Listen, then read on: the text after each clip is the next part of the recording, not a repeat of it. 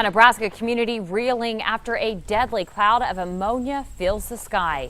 Good evening, I'm Mallory Maddox. John Nicely is on assignment. Breaking new details in the deadly gas leak from a pipeline near Tacoma. We have learned the victim is 59-year-old Phillip Hennig. His brother tells us Hennig went to investigate the smell last night and was overcome by vapor. His son went to go look for him, fell ill, and was taken to the hospital. We've also learned dozens of people will not be allowed to go home tonight. Josh Sprider starts our team coverage live with all new information from the company that owns the pipeline. Josh? Mallory, we're here live at the command center in Decatur, which is just 5 miles north of that site of the spill at Magellan. Now, at this hour, there are still dozens of company and emergency officials still trying to gain control of that site. Now, according to the company, Magellan Midstream Partners, around 40 residents from 23 nearby homes are currently evacuated. Today, those residents were allowed to return to their homes for a short time to gather whatever personal items they need and to check on livestock. They were accompanied by someone monitoring the air, making sure it was safe to do so. Now, Magellan says they will be providing hotel rooms for those evacuated once again tonight, as it is still unsafe to return home. If all goes well for us, we're hoping that we'll be able to make tremendous progress tomorrow on completely eliminating the emissions from the site, which will then allow us to reopen Highway 75 and County Road P. And return those roads to normal service, and then allow the residents to get back to their homes.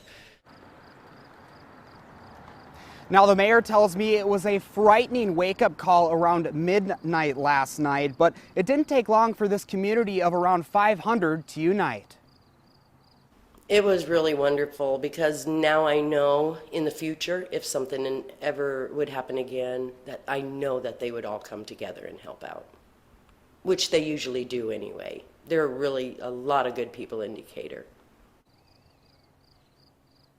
Now, the mayor also says because it is such a small community, everybody practically knows everybody. So there are a lot of heavy hearts in this community tonight. Mallory? Understandably so. Thank you, Josh Sprider, reporting live. And many of the evacuees gathered in Decatur, consoling each other and wondering when they could go home. Brandon Scott spoke to some of them. He is live now in the area. Mallory, sheriff's deputies spread the word out here early this morning, knocking on doors and making phone calls telling everyone who lived near the leak site to get out. I think they did a pretty good job of getting everybody, evacuated. Laurel Method is one of dozens of people in rural Decatur who received an early morning warning to evacuate. An anhydrous ammonia pipeline sprung a leak not far away, posing a deadly threat. It didn't even dawn on me that there was a pipeline that had anhydrous. Emergency crews were so concerned about the air quality, they set up a safety buffer zone, blocking off all the roads within a 2-mile radius of the leak. Even this minimum maintenance road is off limits. Roadblocks shut down access to the town of Decatur, and Highway 75 to Tacoma was closed in both directions, while a caravan of trucks pulling anhydrous ammonia tanks made their way to the leak site.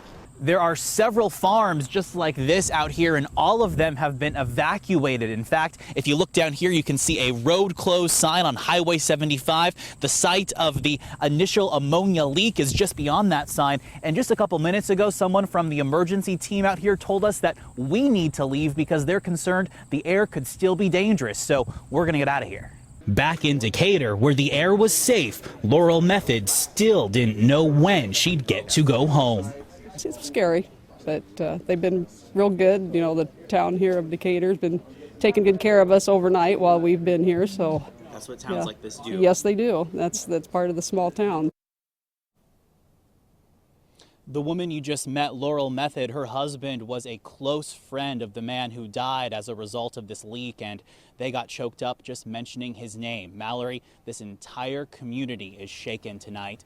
And when I come back at 6 o'clock, we'll speak to a man who was a friend of the victim, another man who is, again, heartbroken tonight. All right, thank you, Brandon Scott, reporting live. And that anhydrous ammonia you'll see in tanks in rural areas is not what many people use as a household cleaner. Farmers use it to fertilize their corn crops. And as John Chapman reports, when it gets into the air, that's when it can be really dangerous.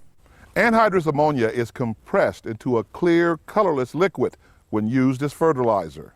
Farmers use the fertilizer in its liquid form to aid in the production of corn. When it's in the soil, they knife it in. It has to be in deep enough, 4 to 6 inches deep, and that way it won't volatilize in the area. It stays in that soil until the plant roots can use it. Anhydrous ammonia is commonly used in farm country, but when the compressed liquid gets into the air, it turns into gas, a very dangerous gas. If it gets on your skin, it'll cause skin burns. If you inhale it and it gets in your windpipe and your lungs, it'll cause burns there. And really that's what'll usually kill you from ammonia.